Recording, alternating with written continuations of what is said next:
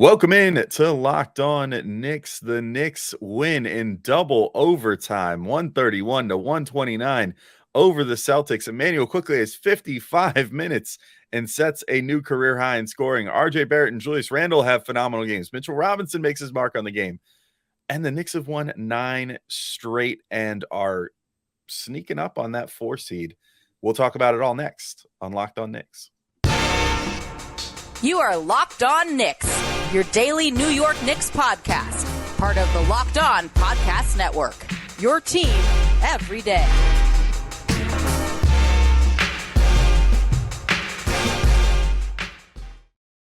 All right, welcome in to Locked On Knicks. Today's episode is brought to you by PrizePicks. First-time users can receive a 100% instant deposit match up to $100 with promo code Locked On. That's PrizePicks.com, promo code Locked On. And we want to thank you guys for making Locked On Knicks your first listen today and every day. Whether you're checking us out on your favorite podcast platform or taking in the sights and sounds on YouTube, we appreciate you making us part of your daily routine. And if you haven't already, be sure to hit the subscribe button and the notification bell on YouTube, or the subscribe button and the auto download function on your favorite podcast app, because we are coming to you guys 5 days a week. That way you never have to miss an episode. I'm Alex Wolf. I'm editor-in-chief of Knicks site The Strickland, which you could check out at thestrick.land. He is Gavin Shaw, your favorite play-by-play broadcaster, and I got through that as fast as I could because I wanted to talk about the Knicks winning 131 to 129 in not one, but 2 overtimes. Gavin, on the road against the Celtics, where else could we possibly start than Immanuel Quickley? 38 points. A new career high, 15 of 28 shooting, 5 of 12 from 3, has 8 boards, 7 assists, and a staggering 6 stocks, 4 steals, 2 blocks, and a career high, and got to be one of the season highs of the entire NBA this year. 55. It was Alex, the highest minute total in the NBA this season. Good. Stat from Tim Reynolds. Yeah. I figured it had to be. I don't know who could have possibly beaten a number of 55 minutes, a whole game plus 7 minutes. Immanuel Quickley plays in this one. Gavin, the floor is yours, sir. What about this freaking game from Immanuel Quickley? I mean, I know you said where else could we start? I'm just for 1 second going even bigger picture. I mean, do you remember what are we now? 3-4 years removed from talking ourselves into Kevin Knox, the All-Star, watching like 3 games of Alonzo Trier and saying, "Oh, the Knicks, they found him. 82 games of Elfrid Payton starting at point guard, or however many it was with this future superstar behind him." And the Knicks, after beating the Heat, I came on this podcast, said it was probably one of the 12 best Knicks games of my life. And then literally the next game, without Jalen Brunson, it's even better. Against the Celtics team that was fresh off giving up a 28-point lead, a 30-point lead against the Brooklyn Nets. I watched that game. My roommate had it on the whole time. And all I could think was, oh, man, they are going to want to murder the Knicks the next game. And they tried. They really tried. I know no Malcolm Brogdon, no Robert Williams. The Knicks didn't have Jalen Brunson, their best player this entire season. And what do? They get a performance that this is sacrilegious to say, but Jalen Brunson could not have had. He could have had it offensively, for sure. Jalen Brunson, as incredible as he is, cannot do that on defense. That is almost more than the offense, Alex. What stood out to me in this game from Immanuel Quickley, I mean, he had that flying help side block on Jaylen Brown. And all I could think was, like, did he get some of the Ray Lewis deer antler spray before the game? Like, it felt like an out-of-body defensive performance from Quickley, who's an incredible defender. Ryan Ruocco had this great stat that when Quickley's the closest defender, his opponents shoot the 3rd lowest field goal percentage in the entire NBA. It's Draymond Green, and I forgot the other guy ahead of him. But he's an incredible defender. I have never seen him be a defensive playmaker like he was tonight. And I always look to, and the Knicks unfortunately just haven't had a lot of these games over the years, but I always look to these types of games, Alex, to determine the worth of young players in this league that are when it's still up for debate. Playoff type atmospheres against the top couple teams in the league, who shrinks from the moment, who rises, and who can almost expand their skill set on the greatest stages. Like you see it sometimes in NBA finals where players are doing stuff you never see them do in regular seasons because they're playing that 10% harder and it unlocks a new skill. Tonight, that was Quickley's defensive playmaking. It was his ability to single-handedly start fast breaks. Like he had this back-to-back sequence in the third quarter where he just, one play raced down the court, got the Knicks a wide open shot. Then I believe forced a steal on the other end, raced down the court again. Celtics were back, didn't matter, just sped by his guy, Euro stepped around Al Horford at the rim and laid it in. And it was kind of like what we see from Ja Morant. Honestly, it's kind of like what we saw from LeBron in his prime, where he was a force. And this was someone who was allergic to getting to the rim early in his career. I'll slow down.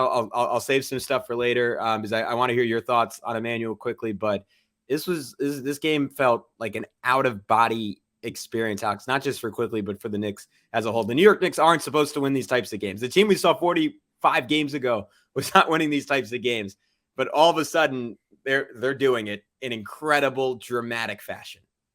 Yeah, and the defense stood out to me too. It was funny. I did a Locked On NBA segment with our buddy Jackson Gatlin after this, and he asked me the same thing. He's like, "Wow, what about Quickley? What about those 38 points, or whatever?" And I was like, honestly, the 38 points were great, but the thing that stood out the most to me was how he single-handedly swung the game in the third quarter with his defense. Like there was an opportunity for the Knicks to blow it in the third quarter, and they were well on their way. And I mean, look, at some point the game is going to happen where they're going to lose a game at some point. At least I think so, unless we're just destined to just just watch this team not lose another game and win a championship this year. But at some point they're going to lose a game. It's bound to happen. It's the way that the league works. But they were down, I think 12 in the third quarter and looking like they were starting to let go of the rope a bit, and Quickley comes up with that block. And that was like the first big catalyst for him. And then all of a sudden it was just like he was unlocked. And then it was like, I think he had 2 steals in quick succession right there. Mm-hmm. And just single-handedly swung that game, got it within like 5 points, which then the Knicks kind of chipped.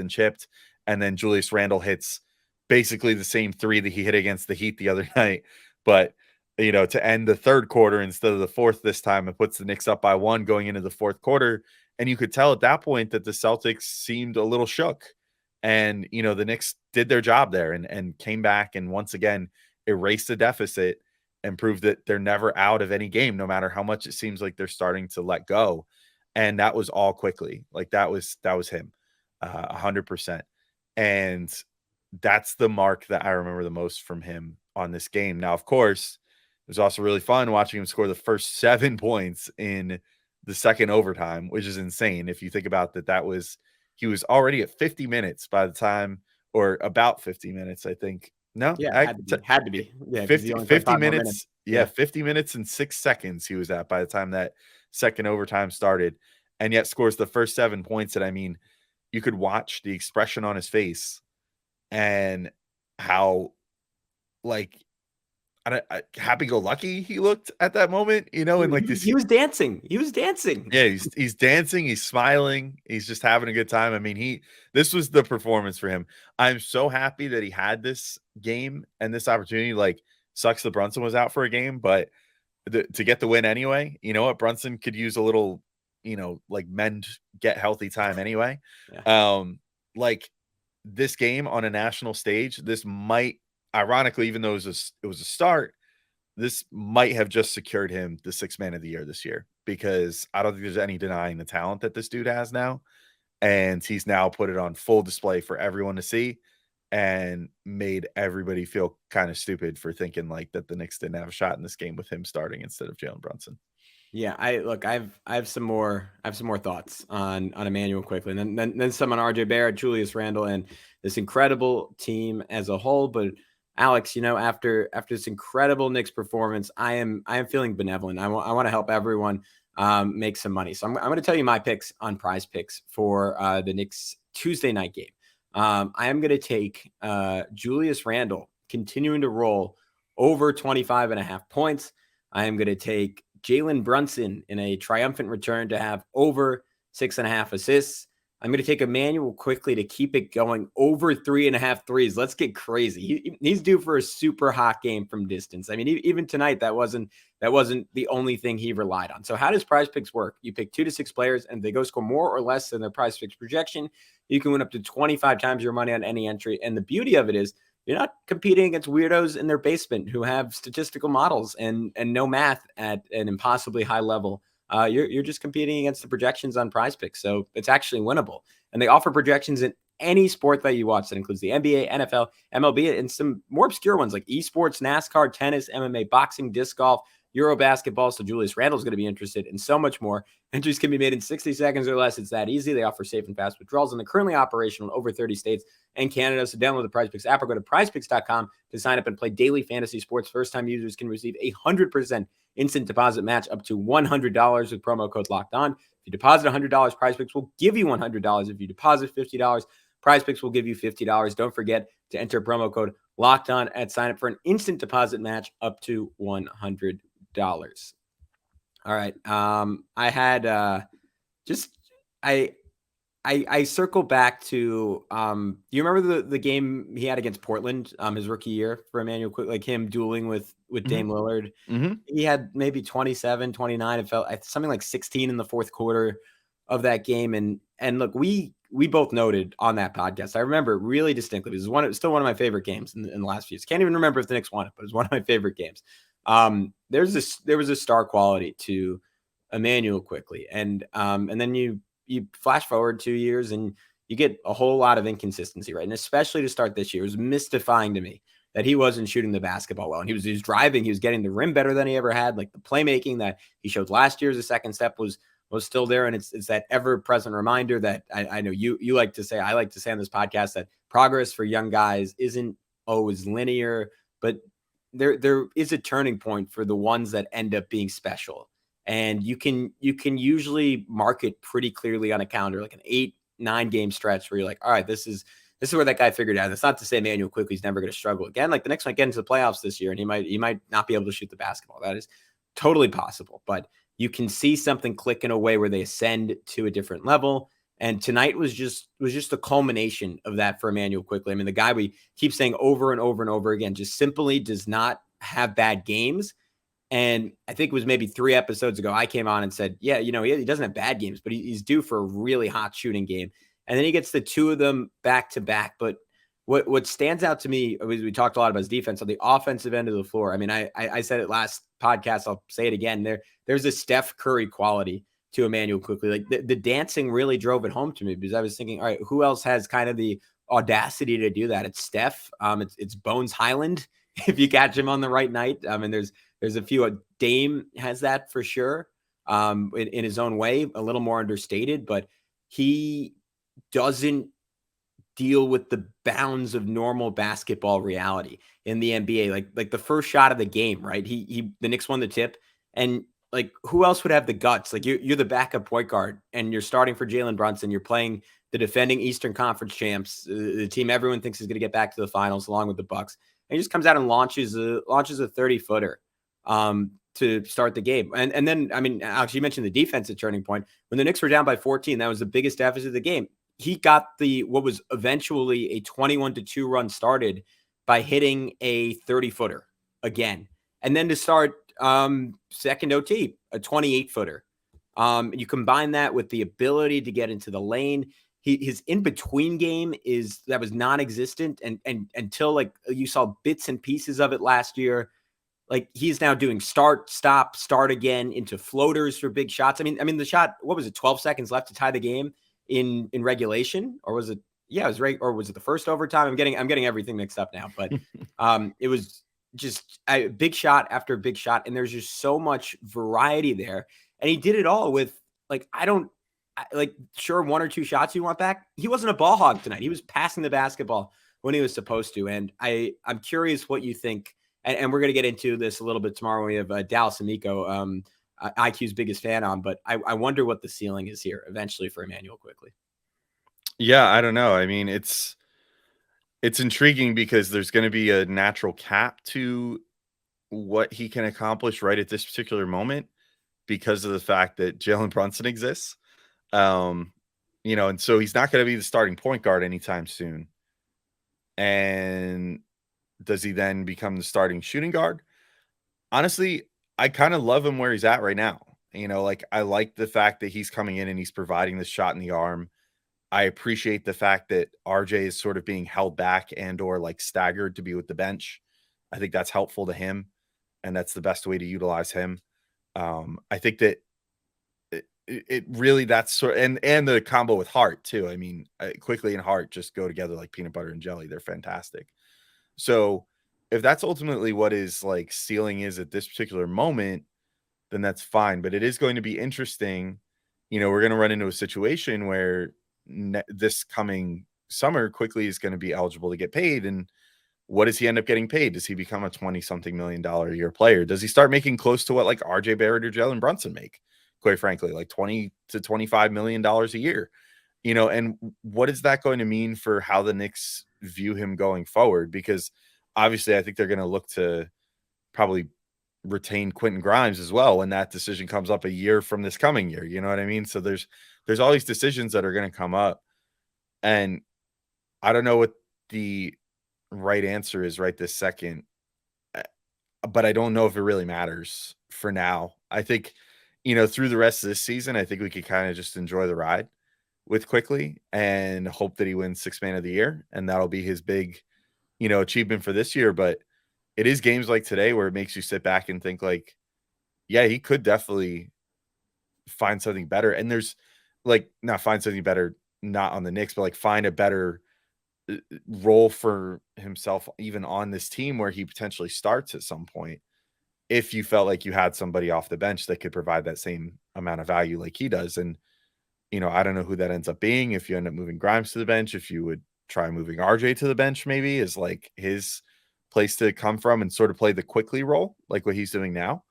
I don't know the answer to that, but all I do know is that there is, we talked about some of the similarities between Quickley and Brunson. One big similarity is the fact that just like when Brunson, whenever he was asked to step up and fill big shoes and start or start and not have Luka available on any given night in Dallas, he stepped up big and would consistently, like last year, I think I saw a tweet from, was it Knicks Muse or Brunson Muse or one of the muses on Twitter, comparing Brunson's stats without Luka last year to Brunson's stats in New York this year, and they're like pretty similar.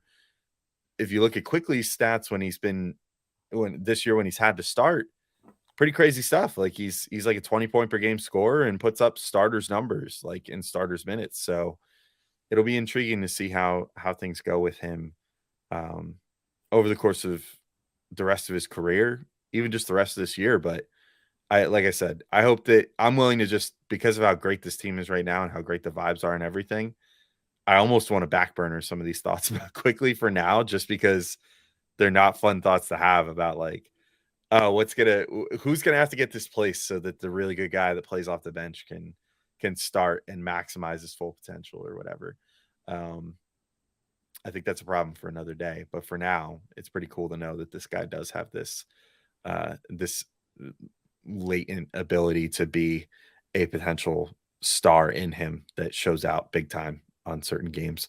Gavin, there's still plenty more to talk about. I want to talk about RJ Barrett, Julius Randle, Mitchell Robinson. Those are probably the big three that I really want to talk about before we close the show. But I do want to quickly let everybody know that today's show is brought to you by Built Bar, and maybe Emmanuel Quickley's been eating some Built Bars. Maybe that's how he's able to go 55 minutes in this game. He had a Built Bar on the sideline real quick, because if you're looking for a delicious treat, but you don't want all the fat and calories, you got to try a Built Bar. They are my favorite protein bar. They've been helping me stay on my diet and exercise plan in the new year, which is still going strong. Hopefully yours is too, if that was a goal that you made for yourself. And Built Bars are the best companion for a workout plan. Why is that? Well, for starters, they're covered in 100% real chocolate, and they come in unbelievable flavors like churro, peanut butter brownie, and coconut almond. My personal favorite. Tastes just like an Almond Joy. And I don't really know how they do it, but these things taste like a candy bar through and through, and yet only have 130 calories and 4 grams of sugar with a whopping 17 grams of protein. And now the good news is you don't have to wait around to get a box. For years, we've been telling you guys to order your Built Bars at Built.com, but now you can get them at your local Walmart or Sam's Club. That's right. Head to your nearest Walmart today, walk to the pharmacy section, and grab yourself a box of Built Bars. You can pick up a 4-bar box of cookies and cream, double chocolate, or coconut puffs. And if you're close to a Sam's Club, run in and grab a 13-bar box with our hit flavors, brownie batter and churro. You can thank me later. All right, Gavin, we're back to keep up this discussion about this awesome win. 131 to 129, 2 overtimes, 2 marshmallows. No, I'm kidding. Overtimes. A little SpongeBob deep cut for anybody there. That's what the people want. That's what the people are asking for tonight. That's 2 marshmallow Built Bars. No, anyway. But RJ Barrett, I want to give a big shout out to. Emmanuel Quickley might have carried this game late, and also, he kind of just contributed wire to wire. But RJ, once again, when the Knicks were in need, without Jalen Brunson available, he really stepped up in this game, and I really liked his performance. Offensively, especially, it was like he understood the moment. He understood what was needed of him in the first quarter. He came out aggressive, but he wasn't overly aggressive, and sort of regained form. Like, he had that really good game against the Pelicans, and then I wouldn't say that they were bad games per se, but he, came out with a 20-something point game against the Pelicans, and then had like 3 straight games in the teens again, which made you go like, oh man, like I thought he was just getting back into his like 20-point per game self, and now we're kind of back into the teens again. And in this game, he was like, no, I need to come out and I need to assert myself. He has 14 points in the first quarter, ends with 29 overall, and shoots 10 of 22 and 3 of 9 from 3, which for him, I think that's a perfectly fine stat line. Also 11 boards, 3 assists, a steal, and a block. I really love this game from RJ, Gavin. Yeah, I'm with you. I mean, it's kind of the same context that I was talking about with Quickley. Like, all you want to see from your young guys is how do they do against a playoff team in a playoff setting. And look, in the Celtics, the best group of perimeter defenders in the NBA, right? I put Jason Tatum and Jalen Brown right there with Kawhi and Paul George at this point. And you throw in a Derek White, you throw in, I mean, Al Horford's not the same guy at the rim anymore. Robert Williams was out for the Celtics, whatever. This is a brutally tough opponent. And just from a physical perspective, it was clear from the very beginning of this game that RJ was up for the challenge. Like there was one sequence early on that I was sure to take note of, where he played about as good defense as you could play, giving up a couple of inches and probably some muscle to Jason Tatum at the rim, forced Tatum to miss, got the ball, went coast to coast, went right at Jalen Brown, who was no slouch in the strength department. And RJ just kind of like bullied him until Brown gave up an angle. And then RJ had this inside left-handed finish on the right side. And it was a play where I was like, all right, that's him in quick succession, battling with 2 All-NBA forwards and getting the better of them. Early in the game, he was very unselfish. Like, he got to the middle of the floor, simple kick out pass to Julius Randle for 3.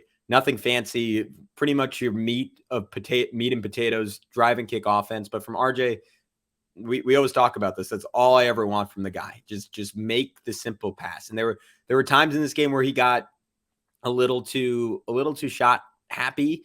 Like, he forced a really bad step back 26-footer to end the half.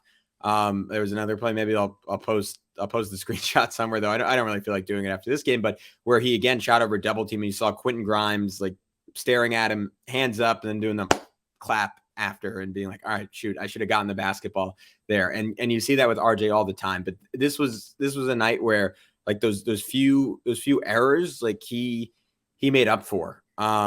He hit Mitch on a nice lob after missing a couple early in the game. And then in the late third, early fourth, he had 2 layups, and honestly, my favorite play of the game for him, which was an offensive rebound that I think was over Jalen Brown, but there were about 3 Celtics around him. RJ just fought and got it. And for a guy that at times this year has looked strangely lethargic, for someone who, as we always say, right, it nominally is the heart and soul of this basketball team. Like that is what he got labeled at. That more than his scoring production, Alex, I think is why he got the contract, because he was supposed to be the face of this team from an emotional perspective. And he is honestly, I think, let Knicks fans down to some extent with those responsibilities this year, where he's just looked a little disinterested or just not in shape enough to play with that kind of pace and that kind of heart. Tonight, he brought that when the Knicks needed it most. And to your point, all in all, like I notched my complaints. It was a fantastic game for RJ Barrett. Yeah, and I saw some of the negatives too. Like to your point, there was a couple ones that he hoisted that were not great, and a couple times too where he just kind of drove into the paint with like no plan and got stuffed, like super stuffed. There was, I think, I want to say it's back-to-back possessions, but like within like 3 or 4 possessions of one another, he and Julius Randle actually both did the exact same thing and both got stuffed by Grant Williams, I think, on the inside. And I was like, dude, stop. Also, Grant Williams is a really annoying player. Actually, nobody's more annoying than Marcus Smart, though. I'm sorry. Like, he is the most, like, ridiculous. Sorry, side tangent. This just made me think of it, though. Sure. I mean, I've never seen a guy that gets the benefit of the doubt more and always gets these, like, oh, we should review that for a flagrant when he's, like, violating rule number 1 of defense in today's NBA, where he's not giving an offensive player enough room to actually maneuver. Like, if you're in the space where a guy's elbow naturally travels and you catch an elbow to your face, that's your fault. That's not that person's fault. Like, you need to give them enough room to at least move their arms. That's literally defense. Whether it's your face there, or if it's your freaking arm there, it's a foul. Sorry. Like, I'm sorry that he keeps, like, taking hits and, like, flopping and, like, laying on the ground like a baby for like 10 minutes every 3 seconds. Like, stupid. I hate Marcus Smart. Anyway, tangent over. Let's talk about Julius Randle, who had to endure getting looked at for flagrant fouls twice because of stupid Marcus Smart in this stupid game. Actually, it's not a stupid game. It was an awesome game. Anyway, Julius Randle was awesome too. And everything Marcus Smart got, he deserved. Julius Randle had 31 points. Shot 11 of 22, 5 of 13 for 3, 4 of 4 from the free throw line. Really came up clutch with the free throws down the stretch. Once again, it's becoming a thing that Julius does. I already mentioned, had an absolute nonsense fading 3 going out of bounds again to end the third quarter, which gave the Knicks the lead. He just loves taking fading corner threes now to give the Knicks the lead at the end of a quarter, whether it's the third quarter, fourth quarter. Maybe next game we'll do it in the second quarter, and then the next game after that, we'll do it at the end of the first quarter or something. I don't know. Just like complete the bingo card. But it was a fantastic game for him from that perspective. He also, he played really well off Quickley. Played really well off RJ. I just thought that they all did a great job with one another in lieu of having Brunson there. And I think that Julius did a pretty good job too, just like RJ did, absorbing the fact that Brunson wasn't there and doing what he could with it. I thought Julius, for as key as Brunson is to getting Julius going some nights, whether actively or passively by the attention that he draws, I thought Julius did a good job of slotting into the role that was needed of being like, even though Quickley eventually became like the alpha scorer down the stretch because he was just so hot, Julius did his thing and carried the Knicks offense, even without his usual running mate in this game, which was impressive. Yeah, and I thought it was great that he seems unfazed by slow starts now, when it was someone who I think you and I would have described as, it sounds maybe this would have been too harsh, but it's like a mentally weak player coming into the season after what we saw at the end of last year. What we saw to some extent in that Hawks series where they sort of got in his head and he couldn't really dig out of the hole, and we were all kind of crestfallen, and then felt like that sabotaged the whole next season for him. And this year, I don't know. He's talked about it a lot and said all the difference is just kind of on the mental side this season. Like he said it, I think right after the Heat game, and I believe it, because this was another game where he got off to kind of a slow start, missed a couple of shots, and then ended up finishing with 10 points in the first quarter, capped off by it was a James Harden. Because sometimes people take step backs, right? And I think of Mike Conley when I think of like a short step back where they just kind of do like a quick little pitter patter and then fire at D'Angelo Russell. I think is maybe on that list. And then I think of someone like James Harden who does the super crazy exaggerated one. And to do that, it just takes so much strength and athleticism because you're pushing off your front foot and then landing on your back foot so hard. And then you're probably 25, 26 feet away from the basket. And we've seen Julius he's just mastered that shot. And it's almost maybe because he's so strong, like it almost feels like that puts him into more of a rhythm. Like he hit one on Grant Williams to end the first quarter, excuse me. Knicks got down by 10 to start the third. This was before they eventually got down by 13, but it was 64-54. Randle responded with a giant three. And then just some great play on the interior. Like he had one sequence during that big run to end the third quarter where I counted he had about 5 pump fakes and I think 4 pivots before getting a double pump layup to go. And then, of course, hitting the sidestep three with 1:22 left in the game. I believe that was to give the Knicks the lead back. And then the 2 clutch free throws, I think in the first overtime. Again, it's all blending together, but just big shot after big shot after big shot. This wasn't even his best night, but the shot making at this point, in some ways it surprises me, Alex, and in other ways I'm like, look, at a certain point we just got to acknowledge that the Knicks have 2 superstars in Jalen Brunson and Julius Randle. And I don't know about you, that it almost makes me uncomfortable accepting that internally because I'm like a scorn lover. I don't want to get hurt again, but I'm ready to get hurt again because I just feel like those shots are going to go in eventually for Julius Randle, and he's just that kind of shooter, that kind of scorer, and it's great to see. Yeah, I talked about this on Locked On NBA today. If people want to go listen to me talk about this all over again, but like the difference with Julius Randle from earlier in the season to now, with how much better he's been playing, is literally just the shots started going in. Like the amazing shot profile has been there all year, and now they're just starting to go in, and he's really like in the best sort of way as far as shot selection goes, like hardenified his game in that he shoots threes and gets to the rim, and he is all but eliminated the mid-range game unless he really needs it at this point, which is such a more sustainable way of playing and so much more valuable, which we just like broke down the other day when we did our big show talking about why the offense has gotten so much better. So, it's just how it goes. And yeah, to your point, I'm starting to have a lot of faith in him too. And it's like, yeah, at a certain point, you just gotta acknowledge, like, yeah, this guy is like a superstar. Like he might get another All NBA nod again this year, and that would make him an All NBA player 2 out of the last 3 years, which is pretty rarefied air. That's not something that happens to a ton of players in their playing career. So we'll see how it all goes. But yeah, big ups to Julius Randle for carrying when the Knicks needed it again. Another guy who's just been playing awesome ever since he came back after the All-Star break, Mitchell Robinson, 44 minutes for him. That has to be close to a career high. I have not taken the opportunity to look that up yet, but that has to be close to, if not his career high. 44 minutes, technically 43 minutes and 58 seconds. 13 points, 14 boards, and a singular clutch free throw. Granted, he only made 1 out of 4 late in the second overtime, but it was a big one. It put the Knicks up by 2 at that moment, if I'm not remembering that wrong, because again, I'm like you, like end of fourth, end of first overtime, end of second overtime are kind of melding all together in my head now.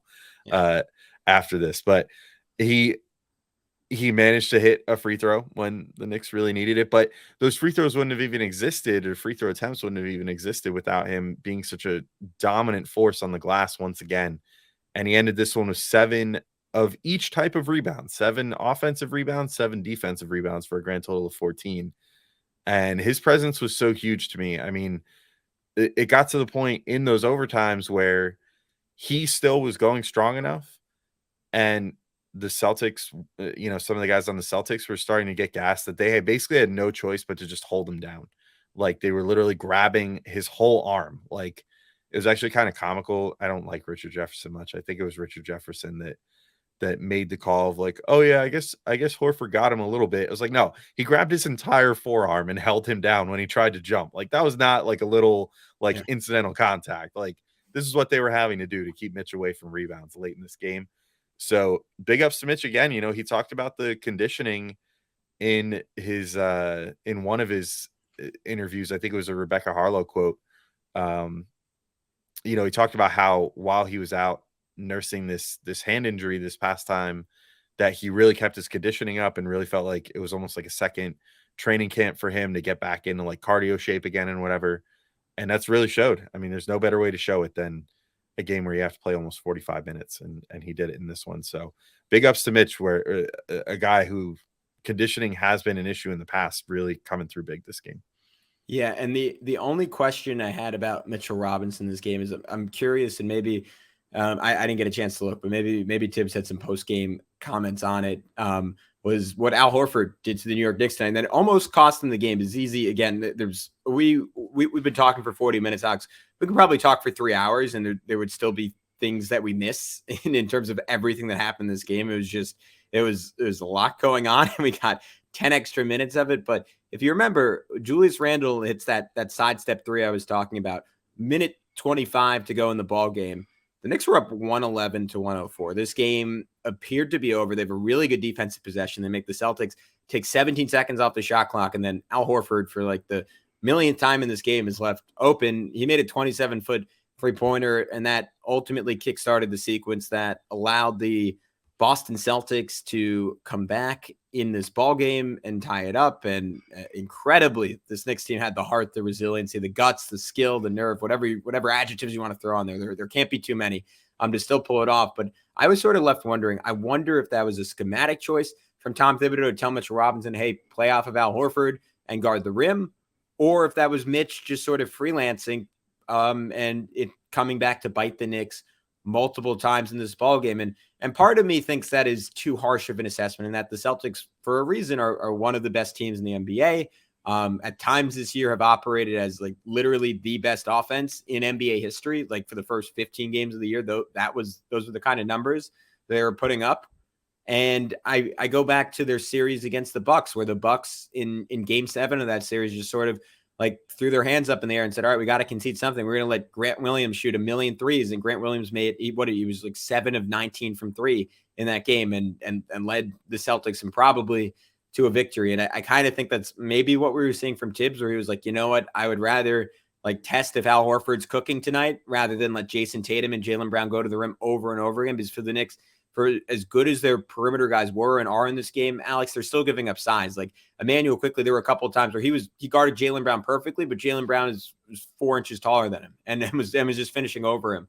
And that's where you saw Mitch leaning towards the hoop and trying to protect the rim. But I just think if this is, I mean, we could be so lucky because it'll mean the Knicks are in the second round of the playoffs. If this is a preview of a potential second round series between the two teams, that will be an interesting element to see what the balance Tom Thibodeau strikes between having Mitchell Robinson protect the rim and having him get out and on a shooter like Al Horford. And the other X factor is that the Celtics have Robert Williams. They can't even play that way. So that in some ways, him being out was actually to the Celtics' benefit tonight.